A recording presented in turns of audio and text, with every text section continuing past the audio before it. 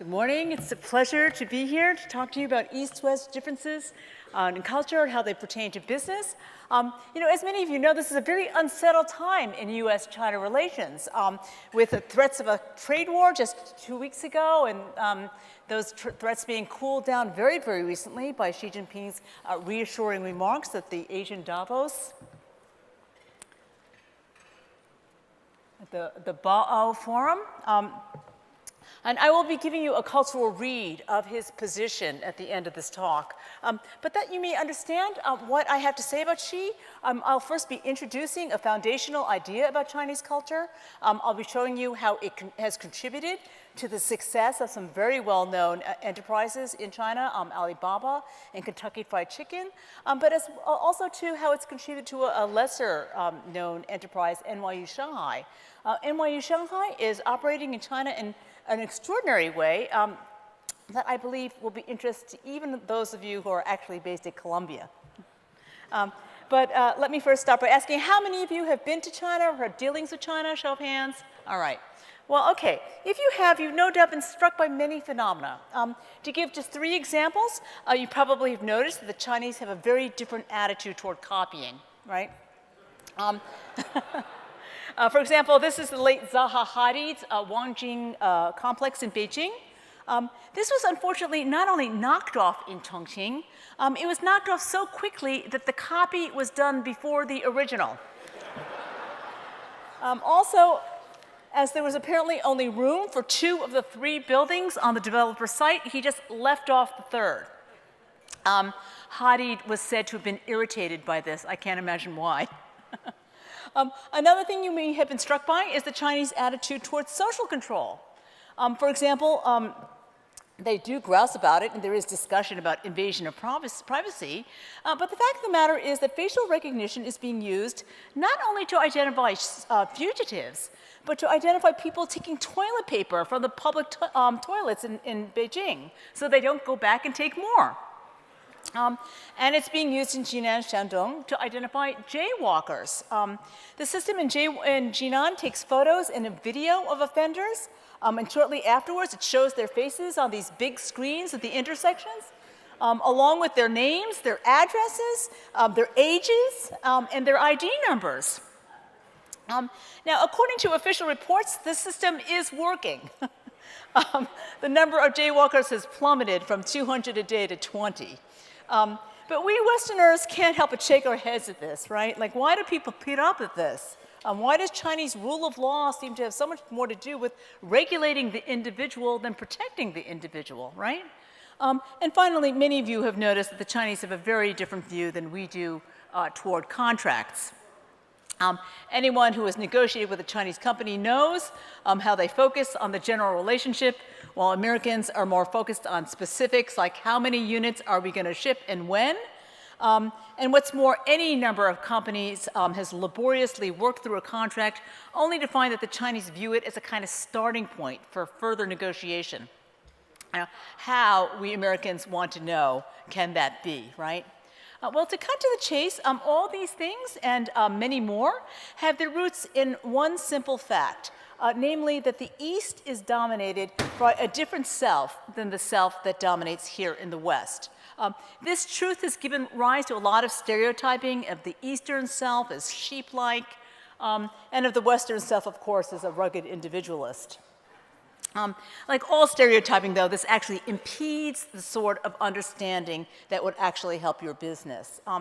A better, if less flattering way of thinking about the dominant model of self in the West, and especially America, is that it is like an avocado.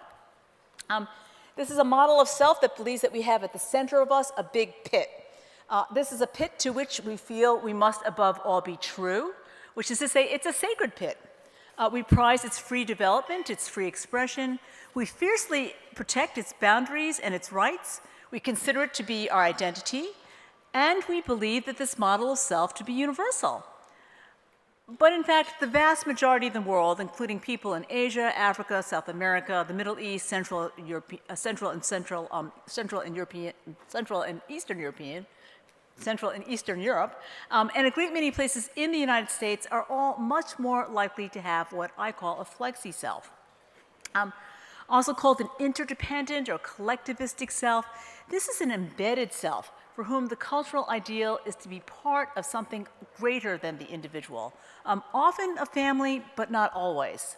So the emphasis is on effective assuming of a role, for example, as a parent or a teacher or a soldier or a monk, and in finding contentment not in self-realization, but in service. Now, of course, just as most people are either right-handed or left-handed, but actually capable of using both hands, so most people actually have both selves in them, right? These selves lay on a spectrum. And just as some people are ambidextrous, some people actually have full use of both selves. I would put myself in that category.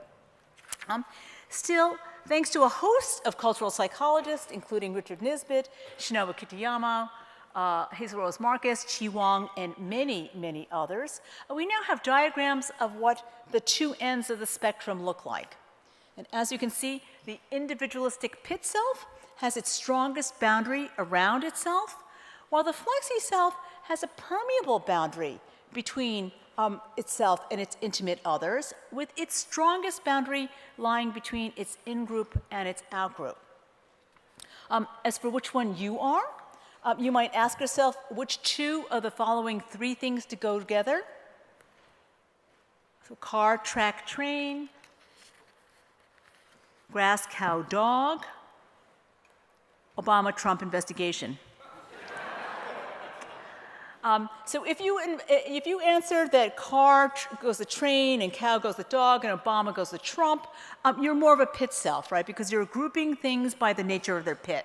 So cows and dogs are both mammals, so they go together, right? If you answer that track goes the train and cow goes with grass and Trump goes with investigation, you're more of a flexi self because you group things by a relationship between them. And that seems to you to be the most salient thing about them, right? Now, I really must warn you that, any conclusion that you come to about yourself sitting here right now, you could go out in the lobby and come to a completely different conclusion. Our selves are nowhere near as stable as we like to believe, and we're all very, very much influenced by our circumstances.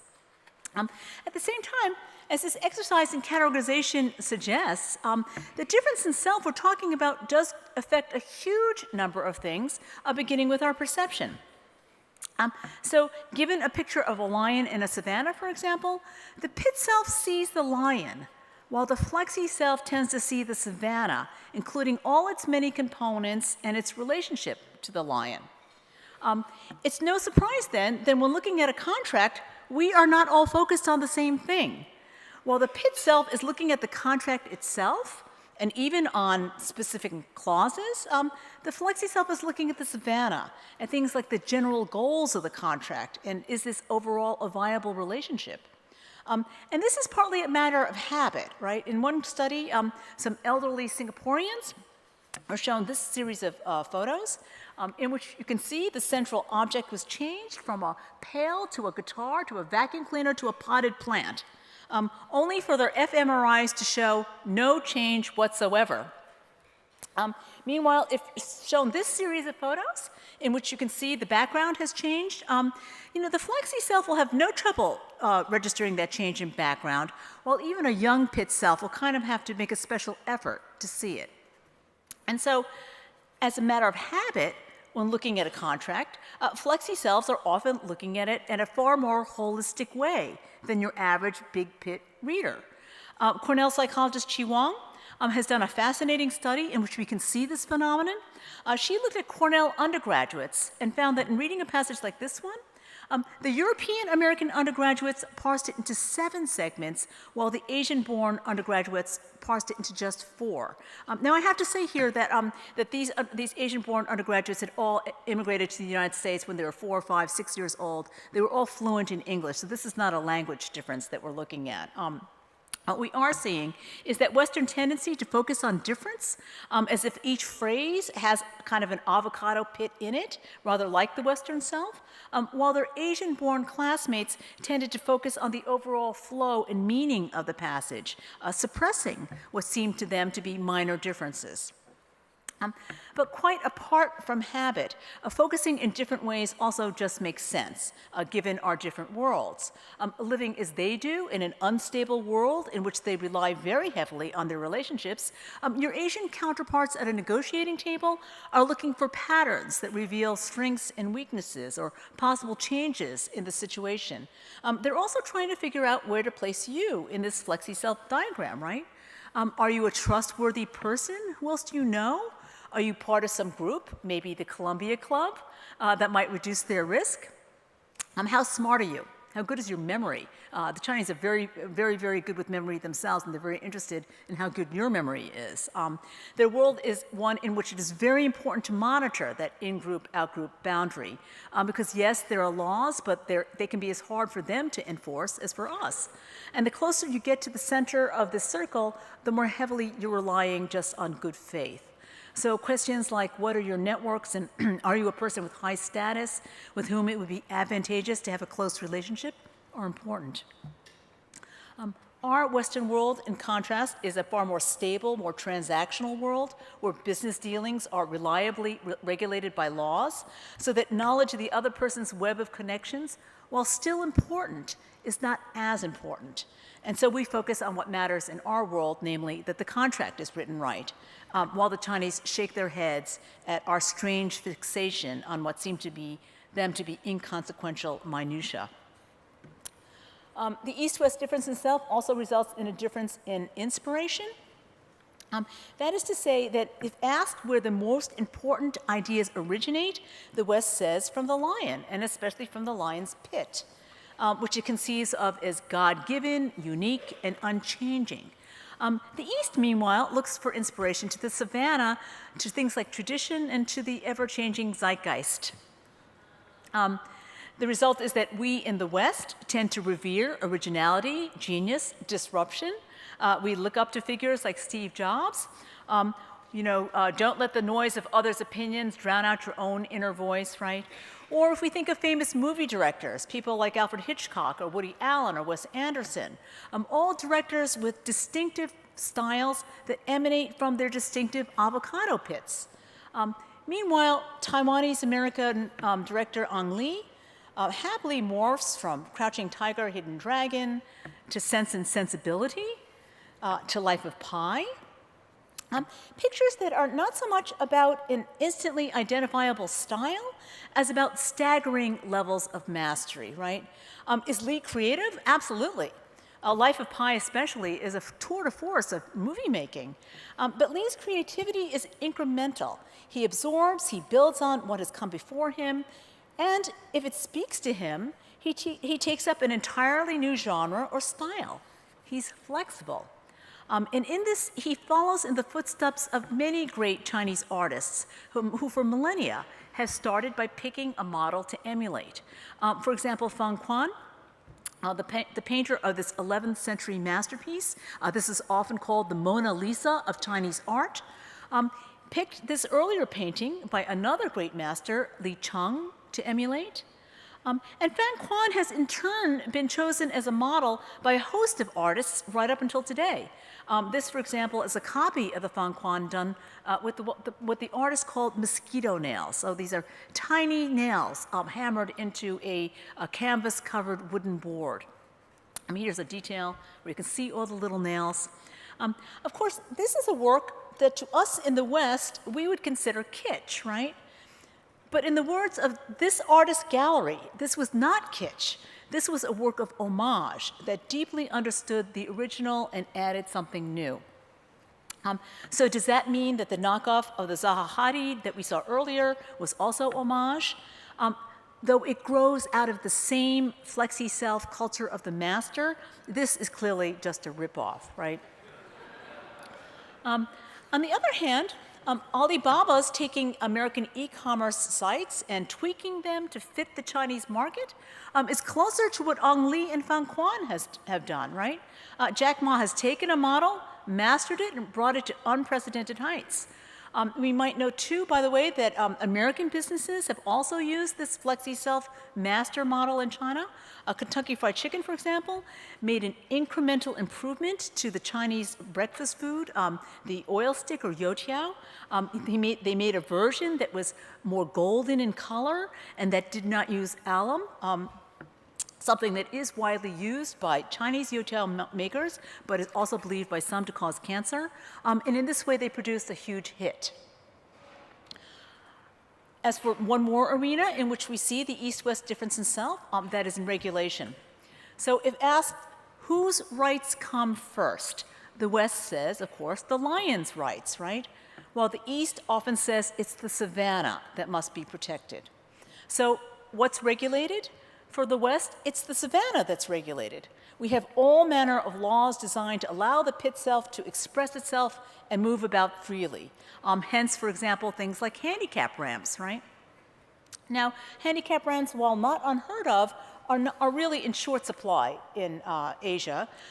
Indeed, for the East in general, it's not up for the savanna to accommodate the individual. Quite the contrary, it's up to the individual to accommodate the demands of the savanna. Hence the use of facial recognition to catch jaywalkers in Jinan, we talked about earlier, as well as the new Orwellian social credit system you may have heard about. So this is slated to be rolled out in 2020, and it proposes to rate citizens not only according to their driving, their honesty, their civic virtue, and their compliance with governmental policies, but also the compliance of their families and friends, right? So it's very flexi-self. They will then be rewarded or penalized with everything from heating bill discounts to access to loans to blocks on their ability to purchase train or plane tickets. I must really emphasize here that many Chinese will chafe against these regulations. In this recent installation, we see an artist in Wuhan, China. He purchased and displayed the private information of 346,000 people. He did redact this before he put it up, but he had all the information, and he put it up, managed to keep it up there for 2 days before it was taken down by authorities. But he did this as a way of bringing public attention to invasion of privacy issues. And it's important to note, too, that a pilot of the social credit system that was done in Shanghai, and that included criteria like educational level and online behavior, with rewards like job promotions and access to top schools, failed miserably. So both citizens and even the state media lambasted it for its unfair and arbitrary criteria. Still, in the individual versus society trade-off, the Chinese do finally tend to accept general arrangements that we would not. Many participating in a less intrusive trial of the social credit system were happy to see an end to scams and an increase in civic behavior. And at the savannah level of this, many Chinese fundamentally believe that the government has the people's interests at heart, which is to say that they envision themselves and the government as all inside that in-group, out-group boundary that we've been talking about. At the same time, when it comes to the particulars, they do understand that these regulations, like their law in general, are really a means of social control more than an embodiment of universal principles of justice, right? So will the government achieve the kind of total control that the government is dreaming of? Or will there be, as there has been historically, quite a lot of whack-a-mole? Time will tell. So what does this all mean in practice for you? I do apologize for talking about NYU Shanghai at a Columbia Forum, but I think that we do all stand to learn a lot from their project, which on the face of it would seem to be mission impossible. So NYU Shanghai is not a study abroad program. It is a full-fledged degree-granting American university open to both international and Chinese students, operating with complete academic freedom and unlimited internet access right in the middle of Shanghai, where freedom of speech and so on are completely out of the question. According to professors there, this was still true even as of last week, what with an enormous crackdown on freedom of expression and Western values going on all around them. So how can that be, right? Well, the answer is, First of all, that they have a product that is like what the Chinese have, only improved in a way that the Chinese can't do themselves, i.e. they are, in the Chinese view, masters. And their school is like the KFC oil sticks in the flexi-self master tradition, right? Also, they focus on their joint mutual interests, that is, on the savannah, and they look past the rest. It's interesting, you know, Ruth Bader Ginsburg was once asked how she survived all these years on the Supreme Court, and she says, you know, it helps to be a little deaf. You know, that can be helpful in China as well. So a typical conference involves the Chinese expounding upon their opposition to academic freedom.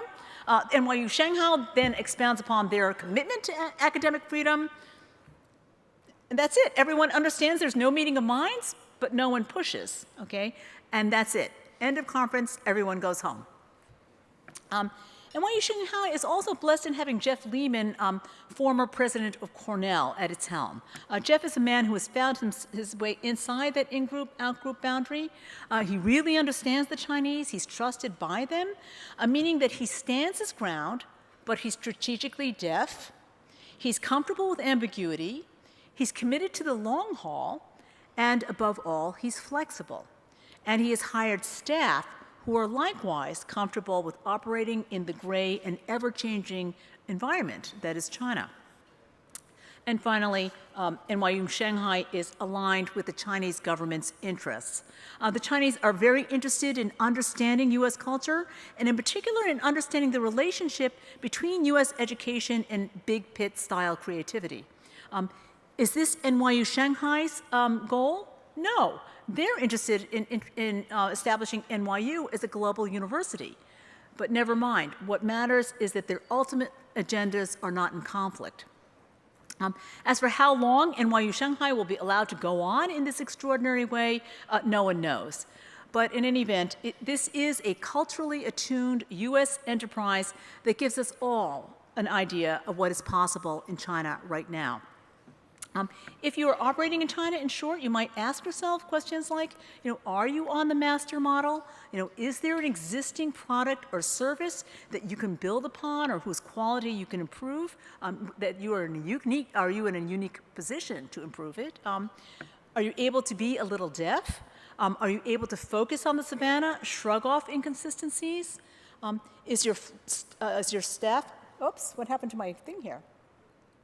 Okay, oops, sorry. Is your staff flexible, comfortable operating in the gray zone? You know, I might add here that while not everyone able to operate in this environment is Asian or Asian American, you would probably do well to keep a special eye on your Asians and make sure that they feel like insiders in your organization. Right now, the Chinese government has asked people who hold both a green card and a Shanghai hukou. A hukou, as many of you know, is the residency permit that you need to live in a city like Shanghai. Shanghai hukou is the most valuable thing that you can have in China. And right now, people who hold both a green card and a hukou are asked to choose. So your employees have to say, do I go with my green card or I don't go with my hukou? You want to make sure that they go with their green card, right? And are you aligned with the goals, oh, sorry, I keep on doing that, with the goals of the Chinese government?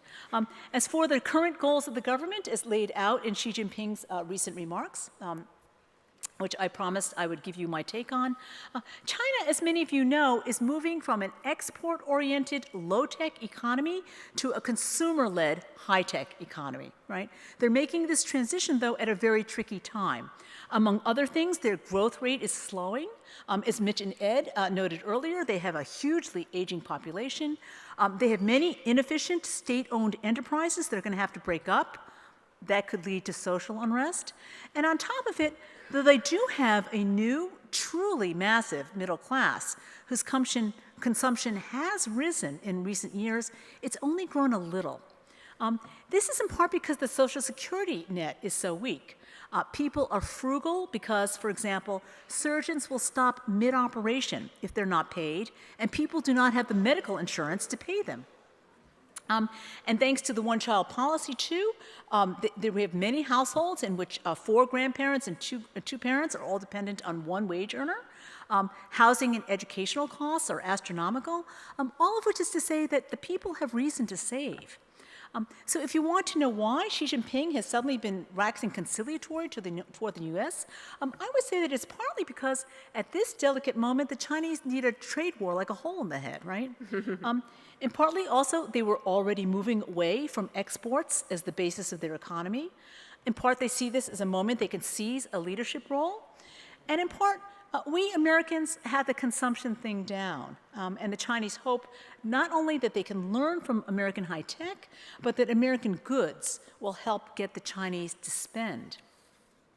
Of course, some Americans are skeptical that China will deliver on the promises that Xi made, and with good reason. My own guess, though, is that as the Chinese try to move up the tech ladder and prime the consumer pump, we may well find that some onerous IP practices and some forms of protectionism have indeed been somewhat eased. For example, Xi Jinping's very interesting comment about Chinese companies also needing IP protection suggests that we may see some change of attitude about tech IP, not because the Chinese have come to see the inherent correctness of our position, but because they realize that the tables may soon be turned, that they may soon be the ones holding valuable AI IP, for example. So if it serves their interests, maybe. While we may see some standards that look like ours, though, cultural analysis suggests that they are unlikely to be fundamentally grounded in real acceptance of the real rule of law as we understand it. That is because while, yes, individualism and its attendant institutions do tend to grow at GDP, that has not been quite the case with Asia. In my book, you will see this graph of what's called the Asian paradox. As you can see, individualism in countries like Finland, Italy, Austria has tended to rise as GDP rises. But this has been true in Asia too. But as you can see from that triangle, lower right-hand corner, it has not been as true in Asia. This is for a host of reasons I don't have time to explain today, but I do talk about in my book. And in addition, in China today, we have been seeing a concerted governmental effort to suppress Western big pit ideas. These programs have not been altogether successful. Witness, for example, this meme. This has been all over WeChat, which is the Chinese Facebook. As the Chinese word for rice is mi, and the word for rabbit is tu, the message actually being sent is me too, right? So although the authorities have banned the Me Too movement, it is actually everywhere. In the meanwhile, the official Chinese goal is Made in China 2025. This involves 10 key sectors, all of them high tech, and it generally involves an effort to recenter the world on China. Hence the falling of interest in investing in America that Mitchell and Ed so interestingly noted, and also the fact that Xi made his remarks at this new Asian Davos, right? So while the Chinese may welcome the Western help in spurring consumption and contributing to their technological development, it's important to remember that our companies and the West generally do finally remain on the outside of that in-group, out-group boundary. That means the welcome mat can be pulled up any time. Does it mean that the Chinese will not welcome foreign investment? Not at all. The Chinese want to see a peaceful rise to the top, and if American investment contributes to a smooth journey, yes, they may well allow us a stake in their success. We talked before about how strategically the Flexi Self does monitor that in-group, out-group boundary. When Xi Jinping says that the foreign investment environment will be improved, that the negative list of industries in which foreign investors are allowed to invest is being cut back, and so on, we are likely being invited to buy into the Made in China 2025 program. Indeed, some might say we're being co-opted. And to the degree to which we are allowed in, we can expect that we will be treated as China treats its own citizens, as part of a system in which the Chinese savannah and its interests come first. China would, I believe, like to see us in the same position that it has found itself vis-a-vis us. as a kind of frenemy, it can't always compete with as hard as it would like because our financial interests are so intertwined. For those of you who find this kind of thing deeply concerning, I'd like to say that when it comes to the global balance of power, we Americans hold some very real cards. While we must acknowledge how much there is to be said for the culture of mastery, success finally depends on both genius and mastery, which is to say both the kind of big pit disruption we've been hearing about and the kind of customer-attuned flexibility and boundary blurring that Mitchell and Ed were talking about earlier. And with all due respect for NYU Shanghai, the culture of genius is more than a matter of our classrooms. Also, a real rule of law not only makes for an ultimately more stable society, but one that does not alienate the best and the brightest. If we get our house in order and live up to our ideals, a big if, I know, I think that we will find that the best and the brightest will still choose to live here rather than in a police state. That is to say, I do think the Chinese may be overplaying their hand with the current crackdown and this social credit business, and that it finally represents an opportunity for us. But what is the bottom line here for business? Let me summarize. Xi's remarks at the Boao Forum suggest that there may be a window for U.S. businesses in the near term. U.S. businesses encouraging the Chinese to spend or to feel relaxed enough to spend or contributing to the development of Chinese technology may do well. Culturally attuned projects like NYU Shanghai may achieve the seemingly impossible. Long-run risk assessment must bear in mind this Made in China 2025 goal, and American investment might well be seen as supportive of China's peaceful rise. And with that, I'd be happy to take questions. Gish, thank you so much.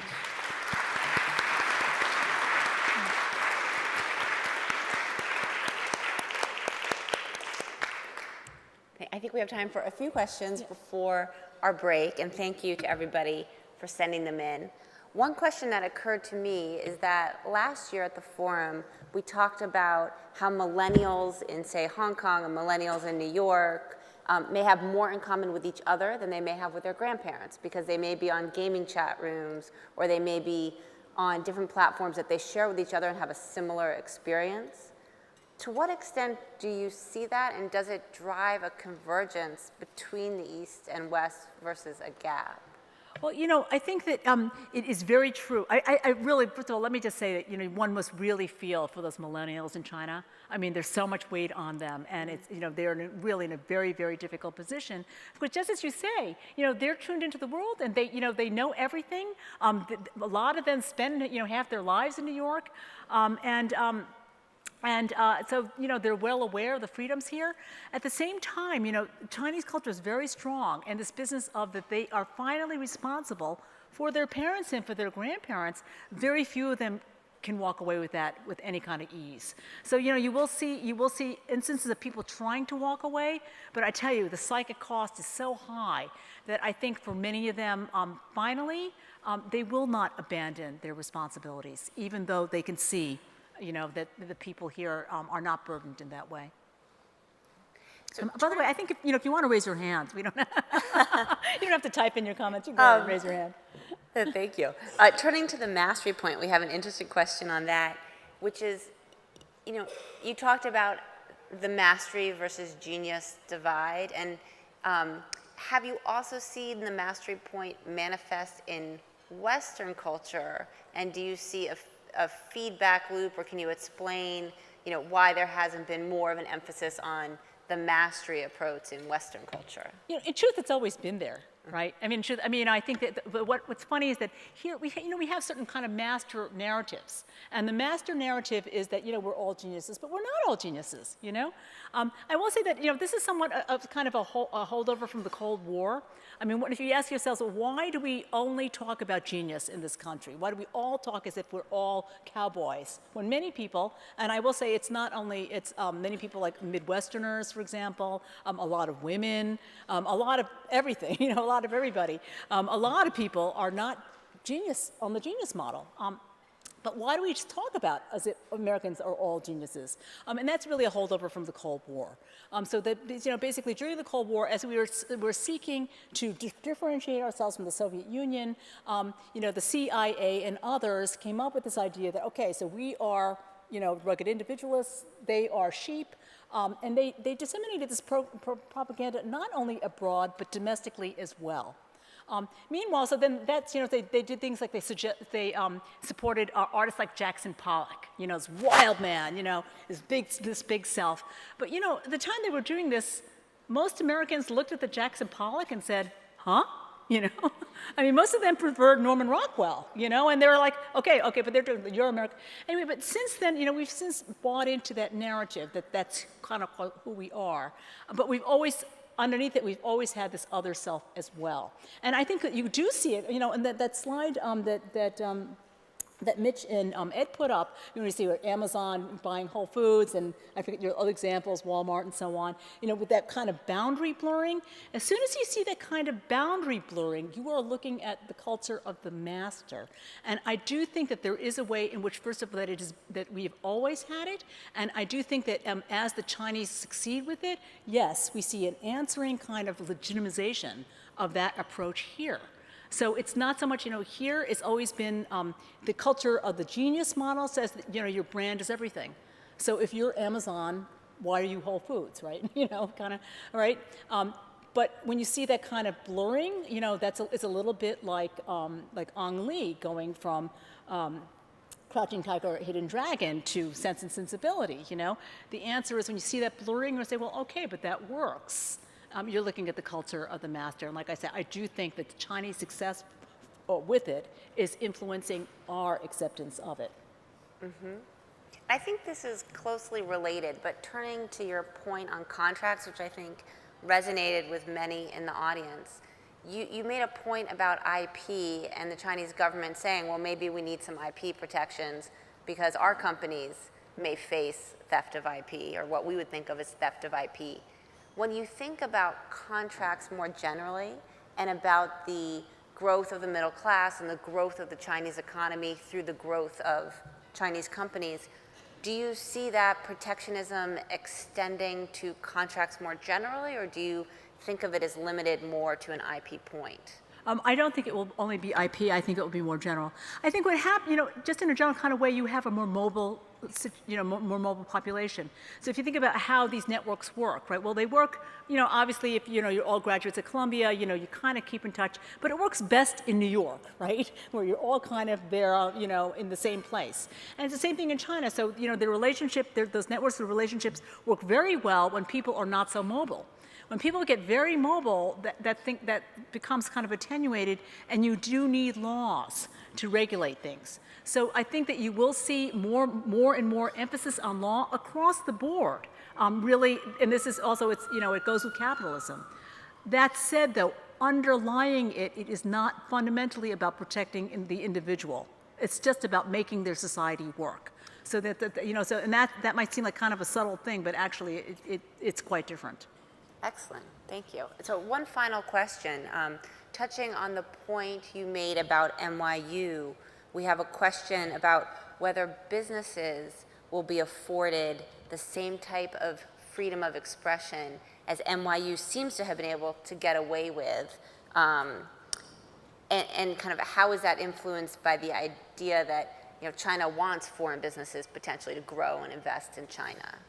Yeah, I think it's the answer is you really have to look at it on a case-by-case basis. I mean, I think that, like I say, NYU Shanghai, they have Jeff Lehman there, who the Chinese love Jeff Lehman. If you have a similar person, you can get away with anything. Basically, you're getting toward the middle of that circle. As you get away to the middle of the circle, it's all about relationships, and there almost no rules apply anymore. So if you can get all the way, if you have somebody who's all the way in there, you may find that, it's like Alice in Wonderland. You've fallen through a rabbit hole and everything is different. That said, if you don't have that person, you may find yourself solidly on the outside of that boundary, and it's very hostile and nothing seems possible, And I have to say that just personally, I've experienced this many times myself, this boundary, you know, and I think that the Westerners can be startled at just how stark it is and how different it is on the inside and on the outside. I'm just, as a personal matter, I was once in a Chinese water town, which, as you may know, is this huge market, like thousands of people all walking around. It's very chaotic, right? And I unfortunately dropped my wallet in the middle of this very chaotic place. At the time I dropped my wallet, I had 2 US passports in it and $3,000 US in my wallet. I was just about to leave town. So this is like a disaster. So you would have thought, this is China, you know, the Western view would be, China is so dishonest, you know what I mean? You are in so much trouble, forget it. You are never going to see those US passports again. And the answer is, I dropped it. I looked around, there's a huge crowd, they're looking around, they're waving the wallet, they're looking for the owner of the wallet. I got that wallet back. I did not lose $1, you know, I did not lose anything. Within the boundary, unbelievably honest. I mean, scrupulously honest. Outside the boundary, it's no holds barred. Well, Gish, thank you so much. Really fascinating. My pleasure.